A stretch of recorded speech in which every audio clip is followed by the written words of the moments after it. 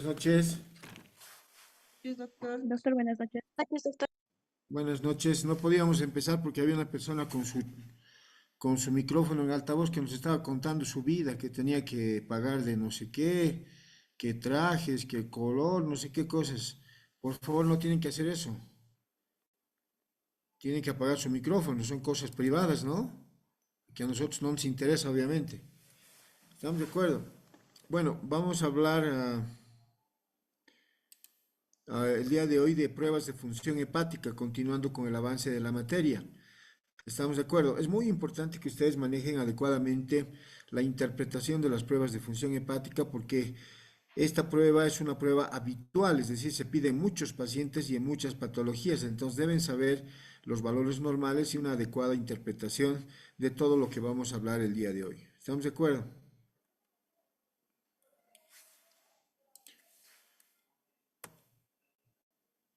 Y miren, el término prueba de función hepática sirve como estudio de apoyo en la confirmación del diagnóstico que estamos sospechando nosotros, ¿no? De deficiencia o alteración de la función del hígado, que puede ser también del páncreas o eventualmente la vesícula biliar. Principalmente vamos a hablar el día de hoy de alteración de la prueba de función hepática, ¿no? De hígado. ¿Estamos de acuerdo? Y las alteraciones de la prueba de función hepática son frecuentes, es decir, no es raro encontrar una alteración de la prueba de función hepática cuando pedimos de rutina un estudio de esta característica, ¿no? Se estiman que 1 a 4% de las personas asintomáticas que no tuvieron ninguna molestia, miren, tienen alteradas estas pruebas de función hepática. Entonces constituye la primera causa de consulta en la práctica hepatológica diaria. Estas pruebas son un análisis de sangre diseñado específicamente para evaluar si el hígado funciona o no correcta o adecuadamente para el diagnóstico seguramente de enfermedades hepáticas, ¿no? Por ejemplo, para saber si el hígado se ha visto afectado por otra patología originada en otra parte del organismo, en otro órgano, o controlar la función hepática en pacientes, por ejemplo, que están recibiendo tratamientos que eventualmente pueden ser hepatotóxicos, ¿no? Entonces, el otro día lo comentamos, ¿se acuerdan? Hemos dicho de que, por ejemplo, los medicamentos antituberculosos son bastante hepatotóxicos, entonces el paciente de tiempo en tiempo requiere, ¿sí?, una prueba de función hepática para ver que no esté presentando una alteración en estas pruebas y decidir qué conducta vamos a seguir, si vamos a continuar con el medicamento o eventualmente no vamos a tener que hacer otra cosa que eventualmente suspender cuando hay una alteración bastante marcada, ¿no? Diversas pruebas bioquímicas pueden ser útiles para estudiar y tratar a los pacientes con alteración de la función hepática. Estas pruebas pueden utilizarse para vigilar la respuesta al tratamiento, miren, valorar la magnitud de la lesión hepática que está presentando el paciente. Está claro que puede haber afecciones hepáticas de distinta índole y de distinta magnitud que pueden afectar al hígado de grado variable, ¿no? También nos sirven para distinguir algunos tipos de trastornos del hígado y detecta la presencia de enfermedad hepática, eso está claro, ¿no? Y hablando un poquito de introducción, miren, el hígado es el órgano más grande del cuerpo humano, ¿no? Y uno de los más importantes en cuanto a la actividad metabólica que desarrolla el organismo. Se calcula que el hígado aproximadamente cumple más de 400 funciones en nuestro organismo, 400 funciones metabólicas. Entonces se dice que el hígado es el laboratorio que nosotros tenemos que va a ser capaz de realizar todas estas funciones, ¿no es cierto? Entre sus innumerables funciones, por ejemplo, podemos destacar algunas. Miren, almacena el glucógeno, ¿no? Síntesis de ácidos grasos, es decir, sintetiza ácidos grasos y conversión a cetonas, formación de lipoproteínas, colesterol, fosfolípidos, sintetiza proteínas, ¿no? ¿Se acuerdan que una de las funciones del hígado es sintetizar albúmina? Entonces, la albúmina es una proteína, ¿no? Entonces, muy importante. Esto nos habla del grado de funcionalidad hepática que está teniendo ese paciente. Entonces, nos informa sobre el grado de síntesis de proteínas plasmáticas, conversión y desaminación de aminoácidos y formación de urea. También interviene en el metabolismo y almacenamiento de vitaminas, síntesis y liberación y degradación de factores de la coagulación. Siempre nos han enseñado en bioquímica, en varias materias, de que el hígado es fundamental porque forma la mayor parte de los factores de la coagulación, ¿se acuerdan? Entonces siempre hay que acordarnos de eso, ¿no? Interviene en el catabolismo y excreción de hormonas, interviene en la detoxificación de sustancias exógenas, es decir, nos ayuda a eliminar sustancias resultantes del metabolismo celular, como es la bilirrubina, por ejemplo, que está acá, también bacterias y subproductos y sustancias exógenas que pueden venir de afuera, como son los fármacos, ¿no? También interviene en la formación de bilis, secretora y excretora, ¿no? También interviene en el mantenimiento del balance hidroelectrolítico y es una barrera defensiva por medio de las células del sistema retículo endotelial. Hablando algunas de las funciones del hígado, ¿no? Porque como hemos hablado, el hígado tiene muchas funciones más. Acá están algunas más, miren, sintetiza albúmina, lipoproteínas, síntesis de colesterol, interviene en la gluconeogénesis, glucogenólisis, glucogenogénesis, también es muy importante en la producción de bilis, en el depósito de sustancias como el glucógeno, vitamina B12, hierro, cobre, interviene en el metabolismo del amonio, del amoníaco, ¿no? A través del ciclo de Krebs-Aureas, ¿se acuerdan? Sí, es un metabolismo muy importante, neutraliza las toxinas de fármacos y la hemoglobina, y interviene en la formación de fibrinógeno, protrombina, globulina, proconvertina, factor antihemofílico y factor Stuart Power. Entonces, miren, tiene varias funciones, ¿no? Hablando un poquito de la historia de las enzimas, gran parte de la historia de la bioquímica de las enzimas hepáticas se han ido descubriendo en forma gradual, en forma paulatina, a través del transcurso del tiempo. El nombre de enzimas se empleó principalmente a partir del año 1887, miren, hace mucho tiempo atrás, ¿no? Y ya se sospechaba en ese entonces que ciertas sustancias que representaban catalizadores biológicos intervenían en la fermentación, por ejemplo, del azúcar para formar alcohol. ¿De qué estaban hablando en ese entonces? De enzimas, ¿no? ¿Sí? La primera teoría general sobre la catálisis química, publicada por el autor Berzelius en el 1835, incluía un ejemplo de lo que ahora se conoce como enzima, ¿no? Luis Pasteur, ustedes saben que también lo hemos comentado en Historia de la Gastroenterología, el médico que ha dado varios conceptos y varias teorías sobre el funcionamiento del tubo digestivo y también ha descrito la pasteurización, que es el mecanismo por el cual se elimina la carga de gérmenes de la leche al hervirla, ya lo hemos comentado, ¿se acuerdan? Reconoció que la fermentación es catalizada por enzimas y postuló en 1860 que estas sustancias se hallaban ligadas de modo inexplicable con la estructura y la vida de las células de la levadura. En 1987, Buchner consigue extraer las enzimas que catalizan la fermentación alcohólica de las células de levadura y por primera vez una enzima fue aislada, ¿sí?, en forma cristalina, y esto lo consiguió un médico de apellido Sumner en 1926, ¿sí? Esto está hablando un poquito de las enzimas, ¿no? De la historia, de cómo ha ido evolucionando las pruebas de función hepática y las enzimas hepáticas en particular. Y ahora vámonos a hablar de la clasificación de las pruebas de función hepática, luego que hemos dado los conceptos básicos. ¿Cómo se clasifican las pruebas de funcionamiento hepático para su estudio correspondiente? Miren, uno, tenemos pruebas que reflejan lesión hepatocelular. ¿Y qué enzimas son marcadores de necrosis hepatocelular? Hemos dicho en las prácticas, ¿quién se acuerda? ¿Qué enzimas son? Las transaminasas, ¿se acuerdan? Las transaminasas actualmente llamadas aminotransferasas, ¿no? Entonces hablamos de marcadores enzimáticos de daño hepatocelular o necrosis hepatocelular y miren, el principal representante son las aminotransferasas, actualmente llamadas así, antiguamente llamadas transaminasas, ¿no? Tenemos la ALT, la alanino aminotransferasa y la aspartato aminotransferasa, que las vamos a comentar más adelante. Luego tenemos la lactato deshidrogenasa, la LDH, la isocitrato deshidrogenasa, la sorbitol deshidrogenasa y la glutamato deshidrogenasa. Entonces, todas estas enzimas, les reitero, les repito, son marcadores enzimáticos de necrosis o daño hepatocelular establecido, ¿no? Entonces, las vamos a encontrar elevadas cuando existe este trastorno. Hablamos de marcadores enzimáticos de colestasis. ¿Qué quiere decir colestasis? Hemos dicho en práctica, ¿quién se acuerda? ¿Qué hemos dicho? Alteración del flujo de la bilis de causa intrahepática o extrahepática, hemos dicho, ¿no? Eso es colestasis. Entonces, ¿cuál es el principal representante? La fosfatasa alcalina, ¿no? Cuando nosotros queremos ver si hay o no un problema obstructivo, lo primero que pensamos seguramente es la fosfatasa alcalina. También podemos pedir la gamma-glutamil transpeptidasa, es otro marcador de colestasis que se eleva principalmente cuando el origen de la colestasis es de origen alcohólico, como vamos a ver más adelante. También tenemos la 5-nucleotidasa y la leucina aminopeptidasa. Entonces, todas estas enzimas nos indican si el paciente está o no con un cuadro de colestasis. Otro estudio, pruebas que evalúan la capacidad del hígado para transportar aniones orgánicos y depurar sustancias endógenas y exógenas de la circulación. El principal representante dentro de este grupo tenemos la bilirrubina. Entonces, la bilirrubina nos ayuda para evaluar esta capacidad que debe tener el hígado, ¿no? También la determinación de ácidos biliares en suero, la determinación de un pigmento que se llama el verde de indocianina y bromosulfoftaleína, que es otro pigmento, ¿sí? También tenemos pruebas para medir la capacidad detoxificadora del hígado. ¿Qué capacidad está teniendo el hígado de detoxificar sustancias extrañas, antígenos o cuerpos extraños o metabolizar medicamentos, por ejemplo? ¿Estamos de acuerdo? Entonces, a eso se llama la prueba para medir la capacidad detoxificadora del hígado.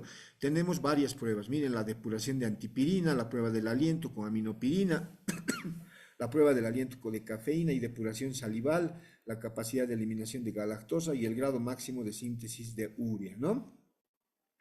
Otro, pruebas para medir la función de síntesis, cómo está sintetizando elementos el hígado. ¿Cuál es el principal representante? Hemos dicho, la albúmina, ¿no? Entonces habrá que pedirle al paciente un proteinograma, ¿no? Para determinar también cómo está formando la albúmina ese paciente. Perdón. También tenemos el tiempo de protrombina, llamado también tiempo de Kick, la determinación de vitamina K y la determinación de lípidos séricos. Vamos a hablar del primero que hemos hablado, ¿sí? Del primero dentro de la clasificación. Pruebas que reflejan lesión hepatocelular.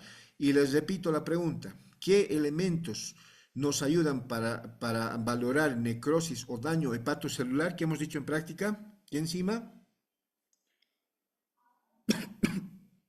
Las aminotransferasas, muchachos, antes llamadas transaminasas, ¿no? Entonces hablamos marcadores enzimáticos de daño o necrosis hepatocelular y el principal representante son las aminotransferasas.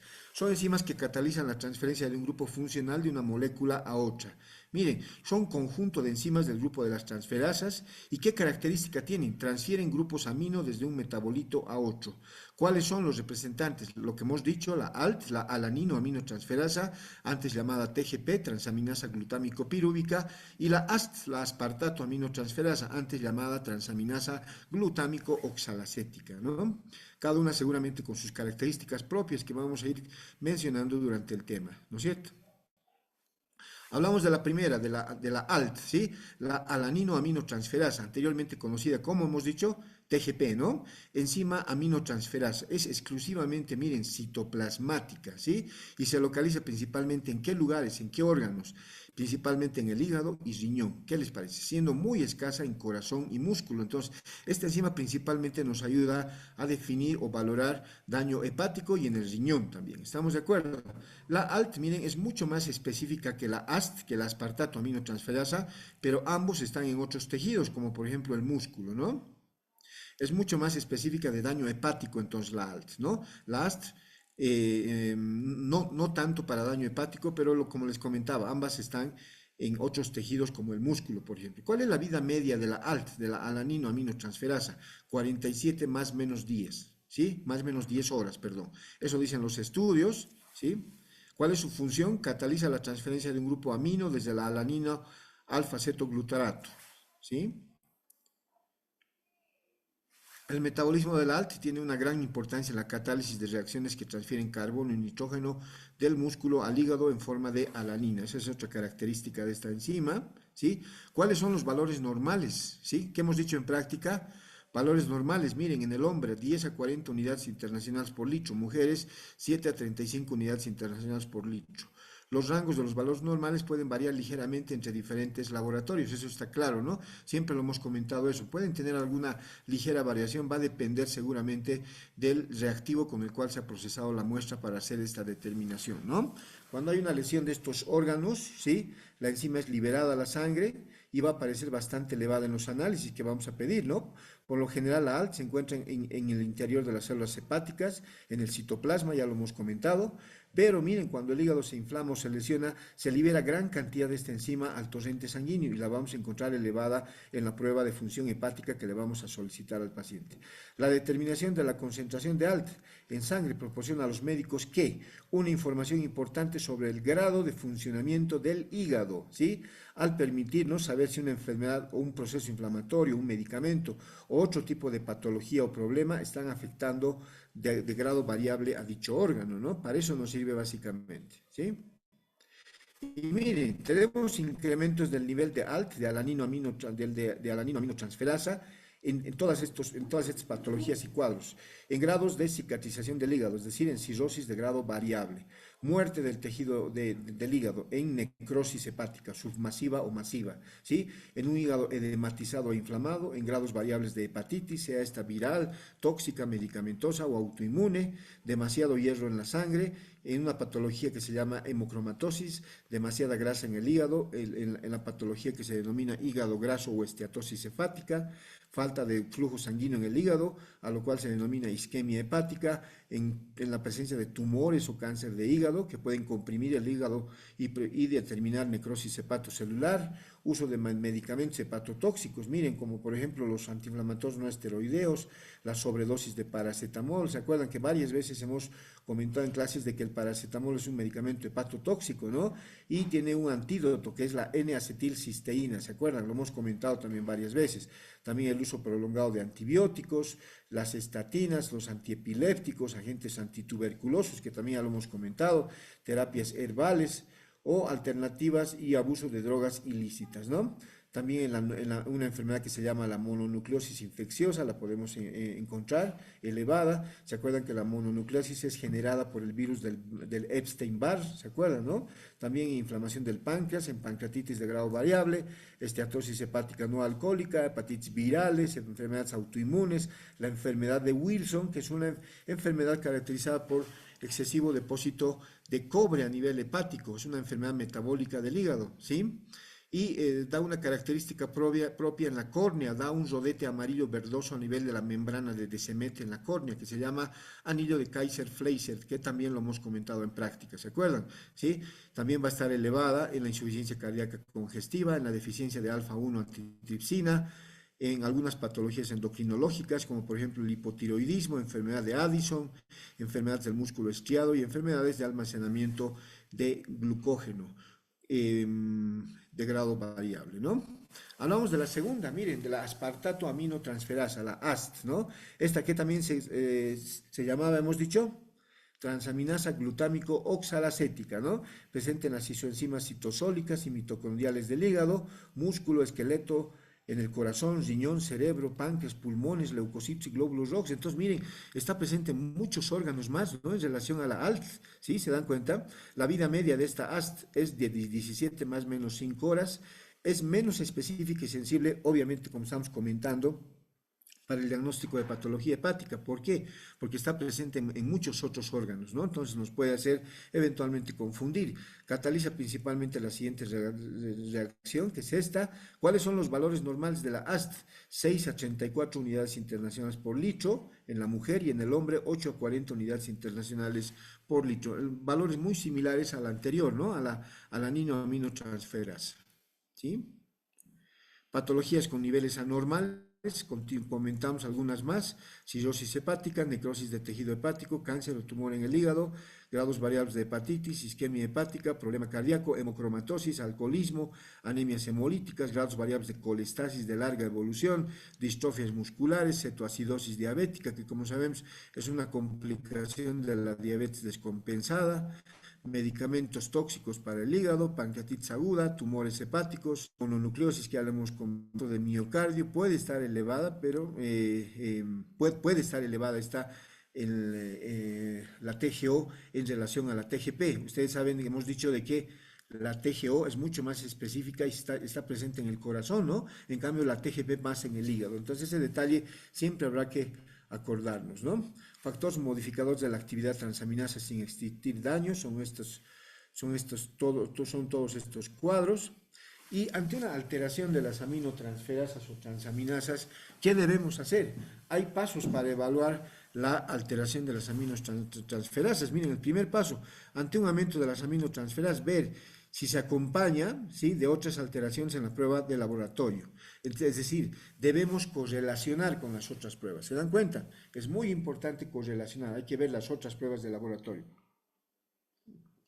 Debemos ver la existencia de colestasis, si hay o no colestasis, ictericia o deterioro de la función hepática, si hay hallazgos en el examen físico sugestivos de una hepatopatía crónica, que puede ser el hábito de Chobostek, la hipertrofia parotidia, la inversión del vello pubiano en el varón, que de romboidal se le hace triangular con el vértice dirigido hacia abajo, si tiene el signo de Crubel-Gier, ¿sí? Muchos datos de hepatopatía crónica nos pueden ayudar a evaluar adecuadamente estas enzimas, ¿no? También valorar estigmas cutáneos, ¿sí? De una hepatopatía crónica, como por ejemplo dilataciones velulares o arañas vasculares en la región de las alas de la nariz, las típicas telangiectasias, ¿no? Si hay o no hepatoesplenomegalia y si hay o no, además, ascitis, ¿no? Entonces siempre hay que acordarnos de que correlacionar es importante.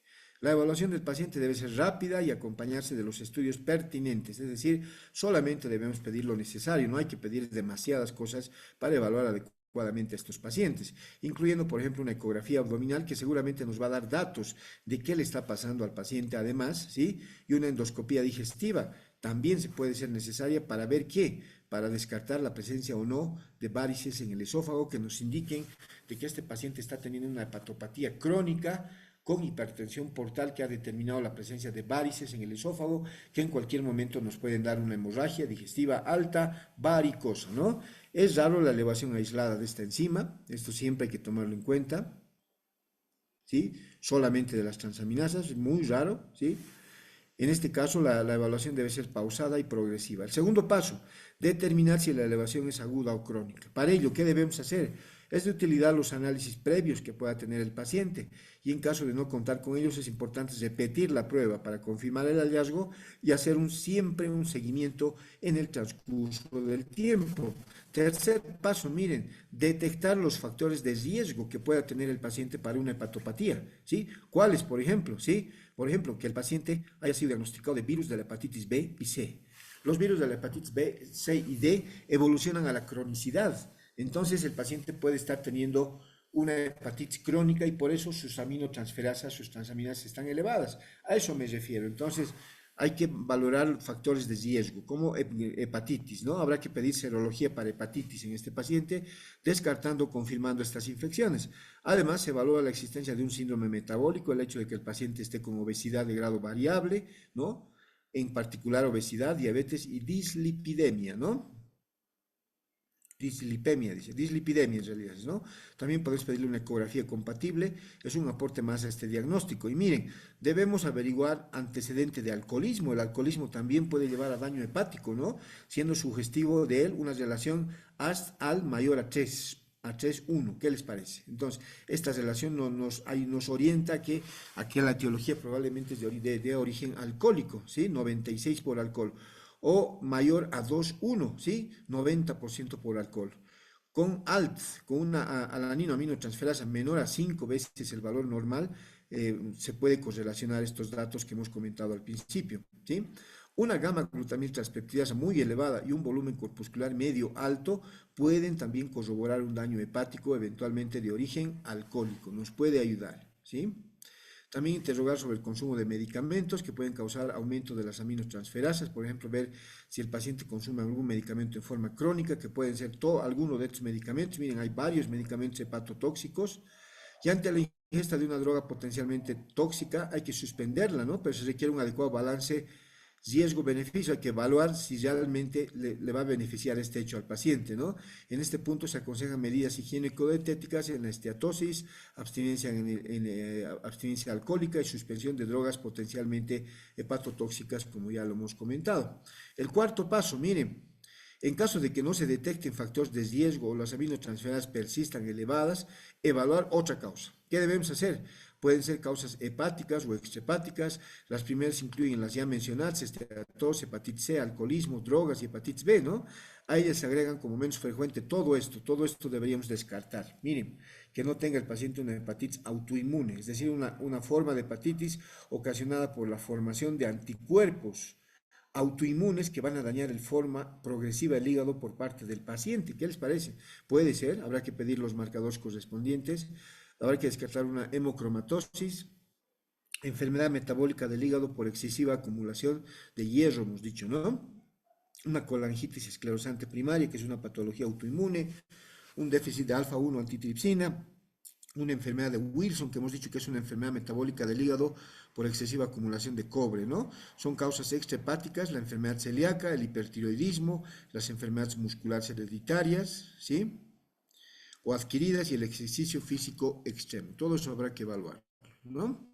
Finalmente, ante una eventual falta de diagnóstico, ya hicimos los 4 pasos iniciales y una persistencia de la elevación de las aminotransferas. ¿Qué podemos hacer como quinto paso? Considerar la posibilidad de realizar una biopsia hepática en el paciente para determinar adecuadamente la etiología.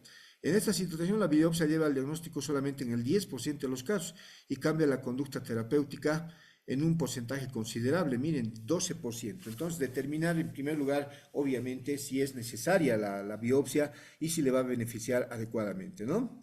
Actualmente los métodos no invasivos como la elastografía hepática, que es un estudio que mide el grado de elasticidad que todavía tiene el hígado afectado por una eventual cirrosis hepática, nos puede ayudar. Si le pedimos elastografía hepática y nos sale alterada, entonces vamos a pensar de que el paciente está teniendo una enfermedad hepática crónica, ¿no? Entonces tienen buen rendimiento. El cociente AST-ALT nos podrá orientar sobre una patología determinada según el siguiente esquema. Miren, AST-ALT menor a 1, hepatitis vírica. AST-ALT mayor a 2, cirrosis de cualquier etiología. AST-ALT mayor a 4, sugiere fallo hepático agudo. Entonces habrá que tomar en cuenta. Y miren, tenemos un resumen de lo que hemos ido hablando. ALT, tipo de indicador, necrosis hepatocelular, dónde se encuentra el hígado, en qué patología se eleva, ya lo hemos comentado, y dónde está localizado en el citosol. La AST igual, tipo de indicador, necrosis tisular o hepatocelular, dónde se encuentra, la elevación, en qué patología ocurre y dónde está localizado, ¿sí? Y miren, este flujogramita que les estoy mostrando es el flujograma de la hipertransaminemia prolongada. Cuando ustedes tengan un paciente con hipertransaminemia prolongada, hay que seguir este flujograma. ¿Cómo se evalúa? Miren, cuando hay una hipertensión prolongada, mediante una anamnesis y una exploración física adecuada, lo primero que deberíamos descartar es consumo de alcohol y consumo de fármacos. Si esto es positivo, si hay consumo de alcohol y consumo de fármacos, seguramente al suprimir estos dos elementos va a haber normalización de la bioquímica hepática tras la supresión del tóxico. Entonces nos vamos, sí, así. Hemos hecho el diagnóstico en el paciente. Se trata de una hepatopatía alcohólica o una hepatitis medicamentosa. ¿Estamos de acuerdo? Pero si no hay este antecedente, no hay consumo de alcohol y consumo de fármacos, nos vamos a no. Y nos vamos a ausencia de causa evidente de hepatopatía crónica como causa de hipertransaminemia prolongada. ¿Qué es lo siguiente que le vamos a pedir al paciente? Marcadores víricos, ¿sí? Para ver si no es una hepatitis vírica. Y si los marcadores salen positivos, nos vamos así. Hemos hecho el diagnóstico, se trata de una hepatitis vírica crónica, ¿sí? Pero si nos sale no, si nos sale negativa la determinación de los marcadores víricos, nos vamos a no. ¿Qué le vamos a pedir? Pruebas complementarias de afectación hepática. ¿Qué le vamos a pedir? Anticuerpos, autoanticuerpos, ¿sí? Pensando en diagnosticar hepatitis autoinmune y cirrosis biliar primaria, ¿sí? ¿Qué autoanticuerpos le podemos pedir al paciente? Los anticuerpos ANA, antinucleares, los anticuerpos antimúsculo liso, los anticuerpos anti-LKM, anti-hígado y riñón, quiere decir, y los anticuerpos AMA, que son los anticuerpos antimitocondriales, que son específicos y se elevan principalmente en la cirrosis biliar primaria. Entonces, debemos pedir, si estos nos salen positivos, listo, hemos hecho el diagnóstico de hepatitis autoinmune o cirrosis biliar primaria, ¿estamos de acuerdo? Pero si nos salen negativos, pedimos cupremia, cupruria y ceruloplasmina. Cupremia, determinación de cobre en la sangre. Cupruria, determinación de cobre en la orina, ¿no? Y determinación del transportador de cobre, que es la ceruloplasmina. Si nos salen positivos, listo, hemos hecho el diagnóstico de enfermedad de Wilson, miren, de Wilson, ¿sí? Pero si no sale negativo, no hemos hecho el diagnóstico. Le pedimos sideremia, saturación de transferina y ferritina, pensando diagnosticar qué enfermedad, la hemocromatosis, enfermedad metabólica del hígado por excesiva acumulación de hierro. Si esto nos sale positivo, hemos hecho el diagnóstico. Si no, le pedimos determinación de alfa-1 antitripsina, pensando diagnosticar una enfermedad que se llama déficit de alfa-1 antitripsina. Y si todo lo anterior nos ha salido negativo, debemos pedirle ecografía hepática para ver que si no tiene el paciente esteatosis hepática o hígado graso, que puede ser causa de la hipertransaminemia prolongada, ¿no? Nos ha salido positivo alguno de estos, hemos hecho el diagnóstico, pero si no, nos vamos a no, y debemos pedirle pruebas complementarias no hepáticas. Le vamos a pedir que CPK y aldolasa, creatinfosfoquinasa quiere decir la CPK, y aldolasa, pensando diagnosticar qué enfermedad, miopatía. Si nos salen elevadas estas, nos vamos así, hemos hecho el diagnóstico de miopatía, enfermedad muscular. Si nos sale negativo, le pedimos T3, T4 y TSH, hormonas tiroideas, ¿no? Pensando diagnosticar qué, hipertiroidismo. Si nos sale como causa de la hipertransaminemia, si nos sale negativo la determinación de hormonas, vámonos a solicitar cortisol para el diagnóstico de síndrome de Addison. Si esto nos sale positivo, hemos hecho el diagnóstico. Si no, nos vamos, ¿sí?, a solicitar anticuerpos antigliadina y antiendomicio para diagnosticar enfermedad celíaca, ¿sí? Y si todo esto ya hemos solicitado y nada nos sale positivo, nos vamos a no. El paciente tiene una hepatitis criptogenética, que quiere decir no bien identificada y de causa no bien conocida o esclarecida. ¿Qué les parece? Entonces, todo esto podemos hacer en el paciente, ¿no? Es un flujograma bastante interesante, ¿no? Entonces, bilirrubina nos ayuda para el diagnóstico de ictericia, regular correlación con la severidad, fosfatasa para el diagnóstico de colestasis, obstrucción, hemos dicho, ¿no? Bilirrubina fraccionada, si se eleva la bilirrubina directa, problema obstructivo, la bilirrubina indirecta, problema hepático o hemolítico, ¿no? Si nos sale elevado la AST o la aspartato aminotransferasa o TGO, nos indica de que eventualmente el paciente tiene una enfermedad hepatocelular o eventualmente una enfermedad del corazón, ¿no? Del corazón, hemos dicho la AST, ¿se acuerdan? ¿Sí? Si nos sale la ALT o TGP principalmente elevada, esta es mucho más específica de daño que hemos dicho hepatocelular, ¿no? La gamma-glutamil transpeptidasa nos ayuda a diagnosticar obstrucción intra y extrahepática, es un marcador de colestasis, ¿no? Que puede estar elevado en causa alcohólica, como etiología de la cirrosis, hemos dicho, ¿no? También podemos pedir la albúmina, indicador de cronicidad y severidad, y es un marcador de síntesis hepática, tiempo de protrombina, indicador de severidad y de colestasis, ¿no? Ahí está todo lo que hemos comentado. Vamos a hablar de la segunda enzima que podemos pedir de necrosis hepatocelular. Miren, para no atrasarnos. La LDH es una enzima catalizadora, se encuentra en muchos tejidos, es mayor su presencia en el corazón, hígados, riñones, músculos, glóbulos rojos, en el cerebro y en los pulmones. Su función, interconvertir el piruvato y el lactato. Miren. La LDH tiene una gran variedad de isoenzimas con leves diferencias en su estructura. Por ejemplo, puede haber la LD1, la LDH1 que está presente en el corazón, la LDH2 en el sistema retículo endotelial, la LDH3 en los pulmones, la 4 en los riñones, la 5 en hígado y músculo. ¿Para qué se utiliza básicamente la determinación de LDH?